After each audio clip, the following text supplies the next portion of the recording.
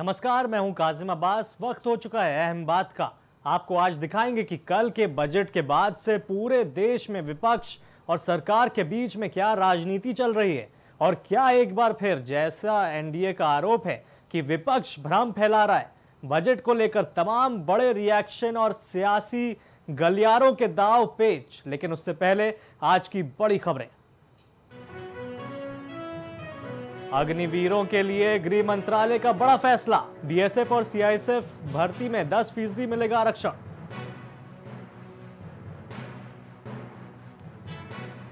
मोदी सरकार के बजट पर विपक्ष का वार। मल्लिकार्जुन खड़गे ने कहा, बजट से 90% देश गायब। शिवनाथ नदी का बढ़ रहा जलस्तर। बाढ़ को लेकर प्रशासन का अलर्ट जारी। काठमांडू में एयरपोर्ट पर प्लेन क्रैश। 18 लोगों की मौत। काठमांडू से पोखरा जा रहा था प्लेन। बांदा में बजरंग दल के साथ मारपीट को लेकर प्रदर्शन। कार्यकर्ताओं ने एसपी आवास का किया घेराव।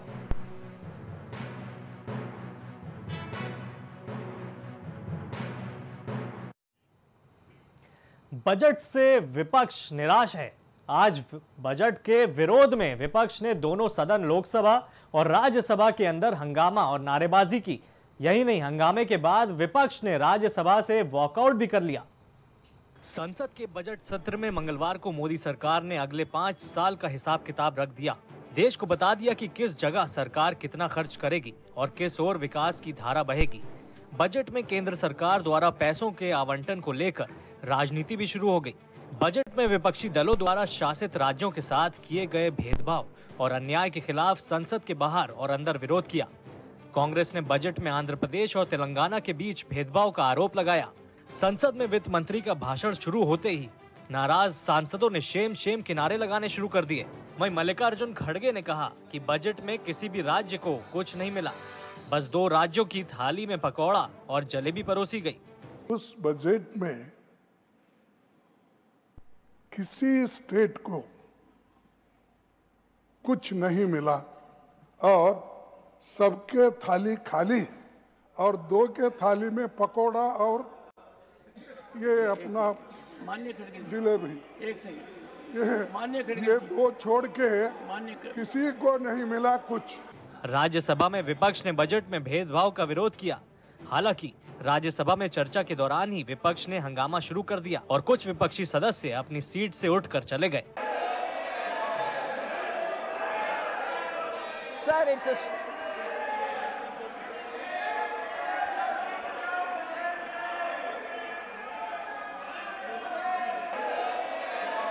वहीं बजट के विरोध में सपा प्रमुख अखिलेश यादव और कांग्रेस नेता राहुल गांधी ने सदन के बाहर हल्ला बोल दिया। प्रदर्शन तो तब परवान चढ़ा। बड़े सपने दिखाए थे यूपी को, क्या मिला यूपी को? डबल इंजन की सरकार, तो डबल लाभ मिलना चाहिए था, दिल्ली का लाभ, लखनऊ का लाभ। लेकिन लगता ये है कि दिल्ली अब लखनऊ की तरफ नहीं देख रही है, या लखनऊ वालों ने दिल्ली वालों को नाराज कर दिया। उसका परिणाम हमें बजट में दिखाई दे रहा है। तो डबल इंजन का क्या फायदा हुआ? बिहार जा रहा है विकास, यूपी को क्यों छोड़ रहे हैं आप? बाढ़ अगर बिहार की रोकनी है तो नेपाल की बाढ़ रोके बिना और यूपी की बाढ़ रोके बिना आप बिहार की बाढ़ कैसे रोकेंगे?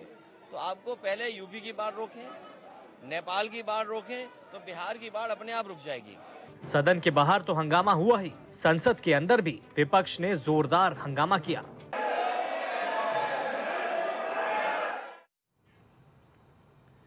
वहीं आपको बता दें कि बजट पर किसने क्या कहा है, क्योंकि ये पूरा मामला जब से विपक्ष ने घेरा है कि भाई डिस्ट्रीब्यूशन जो बजट का हुआ है वो सही नहीं हुआ है। अब हम आपको दिखाते हैं अपने टीवी स्क्रीन पर। देखिए, बजट से 90% देश गायब, ऐसा मल्लिकार्जुन खड़गे ने कहा है, बड़ा आरोप लगाते हुए। कांग्रेस अध्यक्ष मल्लिकार्जुन खड़गे ने कहा और यह भी कहा कि कुर्सी बचाने के लिए कॉपी पेस्ट बजट है। राहुल गांधी सांसद कांग्रेस के और अपोजिशन के लीडर ऑफ अपोजिशन है, उन्होंने बड़ा आरोप लगाया कि कुर्सी के लिए ये पूरा बजट तैयार किया गया है भाजपा द्वारा। लेकिन आपको बता दें कि इसके आगे बजट नाउम्मीदी का पुलिंदा बताया। 10 साल में बेरोजगारी, महंगाई बढ़ाई। अखिलेश यादव ने बड़ा आरोप लगाते हुए केंद्र सरकार पर बोला है कि बजट बेरोजगारी और महंगाई के लिए नहीं है। और वहीं पर आपको बता दें, यूपी के लिए बजट में कुछ नहीं है। डिंपल यादव ने ऐसा कहा है। अखिलेश यादव की पत्नी डिंपल यादव ने कहा कि बजट में ऐसा कुछ है ही नहीं साहब, कि किसके लिए बजट जा रहा है। वहीं ममता बनर्जी ने क्या कहा है, आपको दिखाते हैं कि बजट में उन्होंने अनदेखी की है, ऐसा ममता बनर्जी ने आरोप लगाया है। आपको बता दें पूरा मामला जब से आपको बता दें कि जब से डिस्ट्रीब्यूशन, बजट का डिस्ट्रीब्यूशन कुछ राज्यों में ज्यादा हुआ है, कहीं पर कुछ कम हुआ है, उसके बाद से पूरा विपक्ष इसको लेकर सरकार को घेरे हुआ है। आपको बता दें जो असल मुद्दा है वो ये है कि बजट का जो डिस्ट्रीब्यूशन होता है, विपक्ष का ये कहना है कि सबको इक्वल देना चाहिए, लेकिन यहां पर आंध्र प्रदेश और बिहार में ज्यादा बजट गया है, ऐसा विपक्ष का आरोप है। और जाहिर सी बात है, आंध्र प्रदेश में 17,000 करोड़ और वहीं बिहार में 41,000 करोड़ रुपए का आवंटन किया गया है। लेकिन जाहिर सी बात है, जो जब से यहां पर सरकार बनी है केंद्र में, आपको दिखाएंगे ग्राफिक्स के जरिए एक और बार दिखाते हैं कि बजट में कि क्या हुआ है, कि किसने क्या क्या बोला है। वहीं मल्लिकार्जुन खड़गे ने अटैक किया है, कहा है कि बजट जो है उसमें से पूरा देश 90% गायब है। लेकिन आपको समझाने की ये कोशिश करेंगे कि भैया बजट ऐसा क्या हो गया, क्योंकि इससे पहले भी बजट आया है, पिछले साल भी आया, उससे पहले भी आया, कभी ऐसा आरोप नहीं लगाए। इस वक्त असल में हुआ यह है कि आंध्र प्रदेश और बिहार एनडीए का, क्योंकि वहां के अलायंस है, वो एनडीए का हिस्सा है। इसी को लेकर विपक्ष ने एक ऐसी नीति बनाई है, रणनीति तय की जा रही है कि भाई बिहार और आंध्र प्रदेश के अलावा यूपी में बजट का वैसा नहीं गया है, डिस्ट्रीब्यूशन वैसा नहीं हुआ है जैसा होता है। लेकिन आपको बता दें कि जो भाई एक रूल होगा, उसी रूल के तहत जो होता है बजट होता है, उसका डिस्ट्रीब्यूशन होता होगा। ऐसा तो नहीं है कि भाई आंध्र प्रदेश में ज्यादा दे दिया वहां पे, उसके हिसाब से जो रूल्स जब से चलते आए हैं कि डिस्ट्रीब्यूशन ऑफ जो बजट है वो किसको कितना जाना चाहिए, पॉपुलेशन के हिसाब से जाता है या टैक्स पेयर्स के हिसाब से जाता है, वो सारी चीजें आज से नहीं है, वो पहले से है। अगर ऐसा कुछ हुआ होता कि बजट में कुछ गड़बड़ी या बजट में कुछ ऐसा भेदभाव होता, तो ये जमाने से चलता आ रहा है। ऐसा नहीं है कि भाई 40,000 उनको दे दिया तो 2,000 उनको दे दिया, क्योंकि हर जगह बजट में पॉपुलेशन के हिसाब से बजट को देखा जाता है और उसी हिसाब से सरकार उस बजट को अलॉट करती है। लेकिन विपक्ष इस वक्त आपको पता है कि अटैक मोड पर है और कहीं ना कहीं भारतीय जनता पार्टी के लिए ये एक बहुत बड़ा चैलेंज है, क्योंकि चुनाव आने वाले हैं, उत्तर प्रदेश के विधानसभा उपचुनाव बहुत करीब है और अब यहां पर विपक्ष ने एक ऐसा मुद्दा उठा दिया है जहां पर ऐसा लग रहा है कि उत्तर प्रदेश के साथ नाइंसाफी हुई है और तमाम ऐसे राज्यों के साथ नाइंसाफी हुई है। लेकिन यहां पर आपको बता दें, भारतीय जनता पार्टी ने भी बोला है कि यहां पर ऐसा कुछ नहीं हुआ है, जैसा कांग्रेस एक भ्रम फैलाने की कोशिश में है। लेकिन अब देखने वाला यह है कि इसका असर कैसे जनता पर पड़ता है। और एक बार फिर से टीवी स्क्रीन पर आपको दिखाएंगे कि कांग्रेस समेत अपोजिशन लीडर्स ने क्या क्या बोला और क्या क्या कहा है। इस पर पूरी आपको टीवी स्क्रीन पर ग्राफिक्स के जरिए आपको दिखाएंगे कि किसने क्या कहा है। बजट से 90% देश गायब, ऐसा मल्लिकार्जुन खड़गे ने बोला है। और वहीं राहुल गांधी ने कहा है कुर्सी बचाने के लिए कॉपी पेस्ट बजट। आपको बता दें ये पूरी खबर बजट पर किसने कहा, किसने क्या कहा, वो सारा टीवी स्क्रीन पर आपको बता रहे हैं और आपको पूरी तमाम रिपोर्ट दिखाई कि आखिर कल जब बजट रिलीज हुआ, बजट आने के बाद से विपक्ष ने बाहर लोकसभा के पार्लियामेंट हाउस के बाहर हंगामा किया, विरोध प्रदर्शन किया। और इसी पूरी खबर पर आशीष तिवारी भारतीय जनता पार्टी के नेता जुड़ रहे हैं। सर, सबसे पहला सवाल और सबसे बड़ा सवाल जो विपक्ष की तरफ से जग जाहिर किया जा रहा है, क्या बजट में कोई भेदभाव हुआ है? ये जो बोल रहे हैं भेदभाव हुआ है, ये क्वेश्चन तो उनसे होना चाहिए। आप उससे गलत क्वेश्चन ही कर रहे हैं। मैं क्यों कहूंगा भेदभाव हुआ है? जिन लोगों को ये लग रहा भेदभाव, नहीं, भेदभाव इसलिए क्योंकि आंध्र प्रदेश और बिहार में ज्यादा गया, ये जाहिर सी बात है, क्वेश्चन तो उठ जाएगा। तो क्या हमारी सरकार सिर्फ आंध्र प्रदेश और बिहार में ही है? अगर भारतीय जनता पार्टी भेदभाव करती तो भारतीय जनता पार्टी सिर्फ उन प्रदेशों को बजट ज्यादा देने का काम करती, जहां पर भारतीय जनता पार्टी की सरकारें विपक्ष वालों को ना देती। लेकिन मुद्दा ये नहीं है।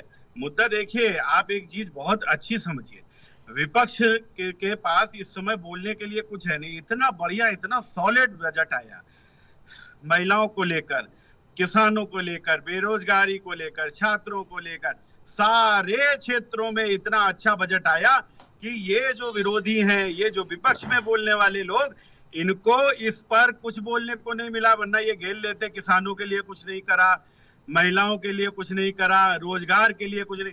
अब जब इनको दिखा कि यार करा तो इन्होंने सबके लिए, तो अब क्या करें, तो इन्होंने एक नया सुगाफा ले आए, बोले कि ये बिहार और सिर्फ आंध्र प्रदेश के लिए करा, प्रदेश के लिए, बाकी किसी के लिए कुछ करें। अरे आप कैसी बात करते हो भाई? इनके अलावा क्या पूरे देश के अंदर में हमारी कई सरकारें नहीं? अगर हमें पक्षपात करना होता तो हम उन प्रदेशों के साथ में करते जरूर, हम अपने प्रदेश के साथ क्यों करते? ऐसी कोई बात नहीं। देखिए, आज के समय में सबसे ज्यादा जो जरूरत है, बिहार कितना पिछड़ा हुआ है ये सबको पता है, आंध्र प्रदेश को इस बजट की कितनी जरूरत है ये सबको पता है। अब इसको विपक्ष इस मुद्दे को ना समझकर, आप खुद सोच लीजिए कि क्या हालत है बिहार की, बाढ़ से लेकर, रोजगार से लेकर, जो जितनी भी वहां पर इंफ्रास्ट्रक्चर से लेकर जो चीजें हैं, वो निश्चित तौर पर, कह रहे हैं कि यूपी में बाढ़ नहीं आती है, सिर्फ बिहार में बाढ़ आती है। बिल्कुल आती है, लेकिन जो मैनेजमेंट है, जो मैंने आपको बताया, उत्तराखंड में बाढ़ बहुत आती है। अब सुन लीजिए, बात तो सुन लीजिए। मैनेजमेंट की बात होती है, वहां पर मैनेजमेंट के लिए पैसे देने जरूरी थे, और ये बिहार की जनता के लिए दिए गए हैं। ये कोई भारतीय जनता पार्टी के कोष में नहीं गए, ये पार्टी कोष में नहीं गए। मुझे तो ये लगता है कि क्या बिहार के लोगों से विपक्षियों को इतनी चिढ़ है? मेरा तो ये क्वेश्चन है विरोधियों से कि भाई वहां बिहार की जनता के लिए पैसा, आप तो जनता के लिए कहते हो ना कि जनता जनता जनता, क्या बिहार में जनता नहीं है? वहां पर क्या सिर्फ भारतीय जनता पार्टी के लोग रहते हैं? अरे जनता के लिए दिया गया है भाई पैसा, आपको ये चीज समझनी पड़ेगी कि बिहार की जनता को। मैं आपको दिखाता हूँ, आपने रोजगार को लेकर बोला कि रोजगार को लेकर कोई सवाल नहीं उठाएगा, लेकिन मैं अपनी टीम से बोलूंगा कि इस वक्त पूरा जो ऑपोजिशन ने अटैक किया है उसको टीवी स्क्रीन पर चलाएं और फिर दिखाते हैं आपको कि देखिए ऑपोजिशन ने सिर्फ इस पर नहीं सवाल किया, इसने ये भी बोला कि 90% पूरा देश गायब है। ये बहुत ब्रॉड पर्सपेक्टिव में बोला मल्लिकार्जुन खड़गे ने। इस पर क्या कहेंगे आप? इसके अलावा ये क्या कह सकते, ये किसानों के ऊपर कुछ नहीं बोल सकते। आप देखिए 90% खराब, मतलब दो प्रदेशों को दिया है, बाकी प्रदेशों को नहीं दिया। आज आप विपक्ष का मुद्दा समझिए, विपक्ष का मुद्दा किसान नहीं रह गया, विपक्ष का मुद्दा बेरोजगारी नहीं रह गई, विपक्ष का मुद्दा महिलाएं नहीं रह गई, विपक्ष का मुद्दा छात्र नहीं रह गए, विपक्ष का मुद्दा किसान नहीं रह गए। अब इनका मुद्दा प्रदेश हो गए हैं। आप बात समझने की कोशिश करिए। इनको हम लोगों ने पूरी तरीके से इनका मुंह बंद करने का काम करा है। अगर दम है विपक्ष में तो ये उठाएं इस चीज पर सवाल कि किसानों के लिए क्या करा गया, तो हम बताएंगे हमने किसानों के लिए एक और सवाल विपक्ष ने ये भी दागा है भारतीय जनता पार्टी पे कि टैक्स पेयर्स का जो पैसा है अन्य राज्यों में लिया गया, जैसे साउथ के जितने राज्य हो गए, उत्तर प्रदेश हो गया, तमाम ऐसे राज्यों से ज्यादा लिया गया और वहां का लेके कहीं और दे दिया गया, ऐसा आरोप लगाया जा रहा है। तो क्या वहां का पैसा लेकर क्या हम लोगों ने ईरान, इराक में, फिलिस्तीन में दे दिया है कि अमेरिका में दे दिया है? अरे टैक्स पेयर भारत के हैं, भारत की सरकार है, और पूरे प्रदेश नहीं, पूरे देश के जितने भी प्रदेश हैं उन सब की जिम्मेदारी भारतीय जनता पार्टी की है। हम ये देखेंगे कि कौन सा प्रदेश कमजोर है, कहां पर आज ज्यादा जरूरत है, हम वहां पर देखेंगे कि हम खाली ये देखेंगे नहीं इस प्रदेश से हमने इतना लिया। क्या फालतू की बात कर रहे हैं ये लोग? क्या देखे, ये बांटने की राजनीति, धर्म के नाम पे बांटना, जाति के नाम पे बांटना, अब ये उत्तर दक्षिण के नाम पर बांटने का काम कर रहे हैं। मुद्दे पर हमारे साथ कांग्रेस के, जी बिल्कुल, इस पूरे मुद्दे पर हमारे साथ मोहित दीक्षित जुड़ गए कांग्रेस के। कांग्रेस से सबसे पहला यही सवाल है कि भारतीय जनता पार्टी के प्रवक्ता बोल रहे हैं कि आपका जो टैक्स पेयर का पैसा है वो कहीं बाहर तो जा नहीं रहा, देश के बाहर, इराक और ईरान तो जा नहीं रहा है, तो क्या दिक्कत है इसमें?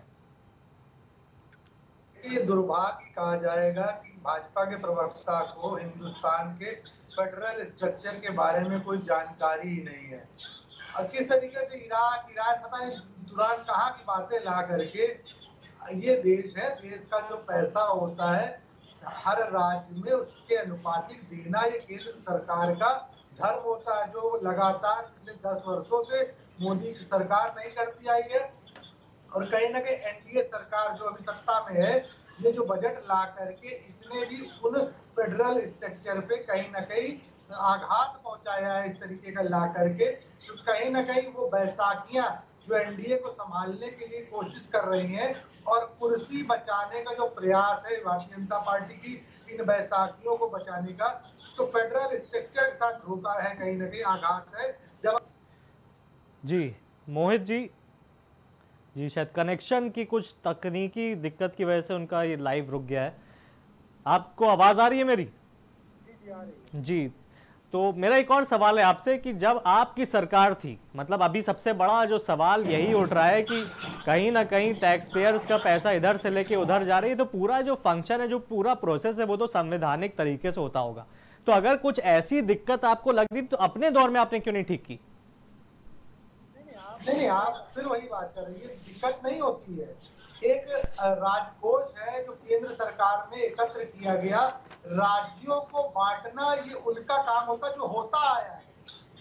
इस बार जो अनुपात का जो बिगाड़ने का स्वरूप आया है, केवल और केवल इसलिए कि उनकी कुर्सी जो वर्तमान में बीजेपी की ना होकर के एनडीए की कुर्सी है, तो ऐसा बजट लाया गया जो फेडरल स्ट्रक्चर राज्यों के अनुपात से आघात पहुंचाता है और बैसाखियों को कहीं ना कहीं हित साधने के जी मैं एक अपने टीम से ये भी रिक्वेस्ट करूंगा कि यहाँ पर टीवी स्क्रीन पर जो पुराने कल के ग्राफिक्स थे उसके जरिए आपको दिखाने की कोशिश करेंगे कि न्यूक्लियर पावर समेत कितने आवंटन, कितना करोड़ बढ़ा दिया गया। न्यूक्लियर पावर में 450 करोड़ को 2500 करोड़ कर दिया गया। वहीं आइडिया प्लान को पहले 1300 करोड़ था, वो कम से कम 4000 करोड़ के आसपास चला गया। वहीं फार्मास्यूटिकल 1200 करोड़ से 2000 करोड़ हो गया और रिसर्च डेवलपमेंट 840 करोड़ से 1200 करोड़ हो गया।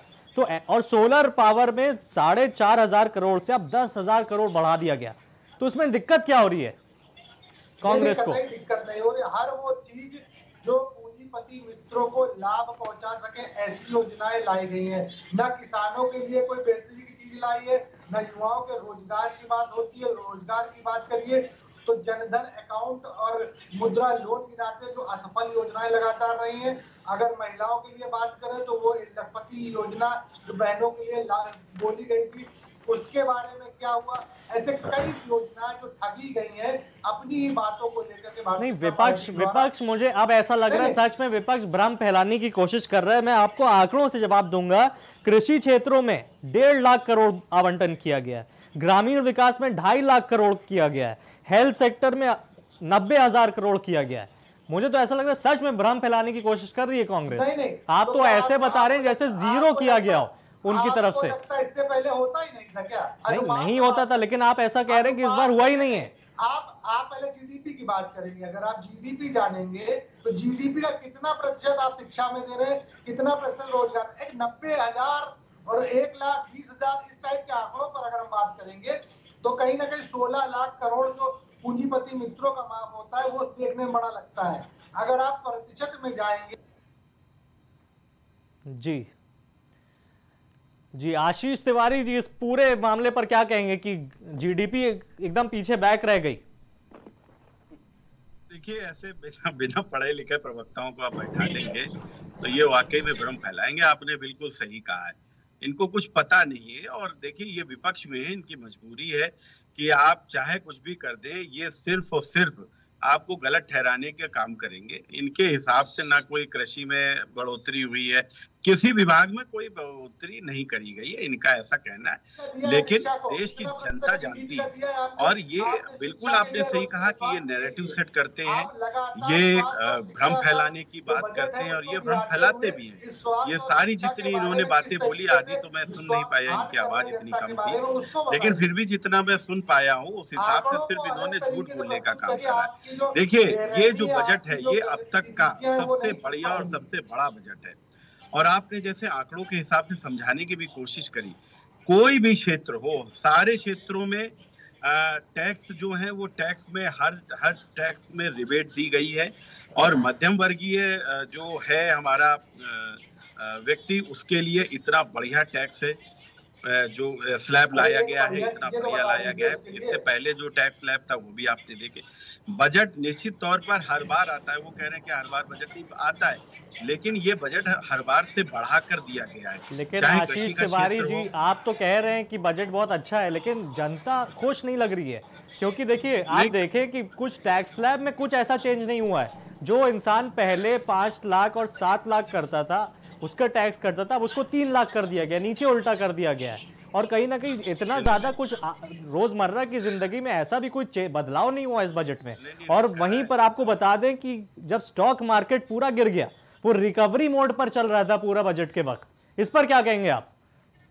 देखिए, मैं आपको फिर बता रहा हूँ, जनता बिल्कुल बेहद खुश है। और जनता, अगर आप आम जनता की बात कर रहे हैं तो ऐसा है कि हम लोग भी जनता के बीच में रहते हैं। हम लोग भी परमानेंट रहते हैं, चैनल्स पे रहते हैं परमानेंट। हम लोग जो सीए हैं, जो आर्थिक सलाहकार विश्लेषक होते हैं, उन सब के टच में, उन सब का एक सुर में। और आप एक चीज समझ लीजिए, ये विपक्ष है, और ये विपक्ष जब ये ना कहकर, अगर विपक्ष को एक भी पॉइंट मिलता अगर इस बजट के लिए, तो निश्चित तौर पर ये चिल्ला रहे होते कि किसानों के लिए हमने क्या कर दिया, हमने महिलाओं के लिए। अब इनके पास ऐसा कोई नहीं। अखिलेश यादव ने क्या कहा कि नहीं, पिछले 10 वर्षों का जो था उसमें तो इन्होंने कुछ नहीं करा। इसका मतलब पिछले 10 वर्षों में जो हमने बजट पेश करा था उससे वो संतुष्ट नहीं थे, लेकिन इस वाले से वो संतुष्ट हैं और उनके पास कहने के लिए कुछ नहीं है। तो अब उनके पास मुद्दा क्या रह गया? देखिए कितनी समझदारी की बात। मुद्दा उनके पास सिर्फ ये रह गया कि 2 प्रदेशों को इन्होंने दिया, बाकी 90%।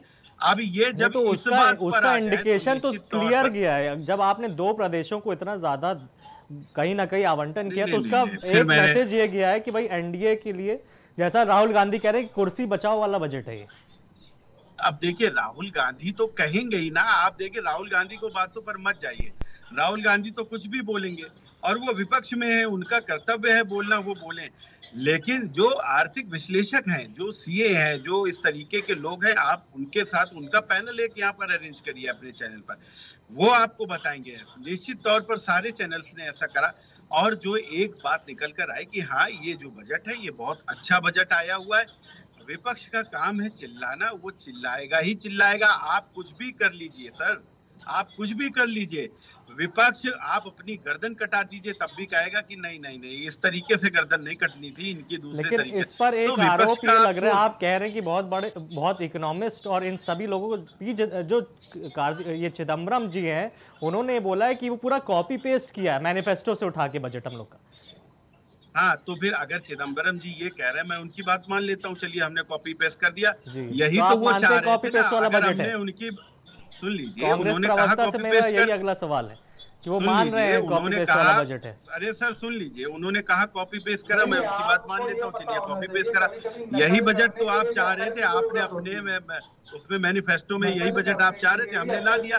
अगर हमने ये ला दिया और आप यही ला रहे थे, अब आप किस मुंह से कह रहे हैं कि ये ठीक नहीं है? जी जी, मोहित दीक्षित जी, जवाब दीजिए इस पर। मैं जवाब, बिना अकल के जब नकल करने का प्रयास होता है, तो जो अपनी अकल के काम होते हैं वो भी तोड़ दिए जाते हैं। जिस तरीके से आप बैसाखियों से खुश करने की कोशिश में पूरे देश को बिगाड़ दिया। अब आशा करी जाती है कि अगर बिहार में आपको ये करने के बावजूद, अगर वहां के जो पुल लगातार टूट करके विकास के भ्रष्टाचार को उजागर कर रहे हैं, उस क्रम को रोका जाएगा कम से कम।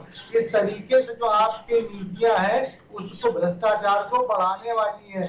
अगर आप देश के फेडरल स्ट्रक्चर को बिगाड़ रहे हैं, जो आर्थिक विषमताएं हैं, आर्थिक बांटने के तरीके हैं, उनको लेकर के, चाहे युवा हो, चाहे नौकरी पेशा हो, चाहे मिडिल क्लास हो, सारा अपने को ठगा हुआ महसूस करता दिख रहा है। तो कहीं ना कहीं आपके पास केवल और केवल दोहे मुहावरे यही रह जाते हैं अपने बचाव के लिए। नहीं, मिडिल क्लास और यूथ के लिए तो बोला है कि 5000 मतलब 500 बड़ी कंपनियों में उनको इंटर्नशिप दी जाएगी पैसों वाली, 5000 महीना। वैसे ही कांग्रेस ने भी, राहुल गांधी ने भी मिलता जुलता स्टेटमेंट दिया था अपने मैनिफेस्टो में। तो अब तो ये चीजें सामने आ रही है, सरकार मतलब खुल के कर रही है। देखिए, जैसे भी कॉपी कर रही हो, पेस्ट कर रही हो, लेकिन कहीं ना कहीं आम जनता के लिए तो अच्छा हो रहा है। आप इस चीज को नहीं एक्सेप्ट कर रहे हैं।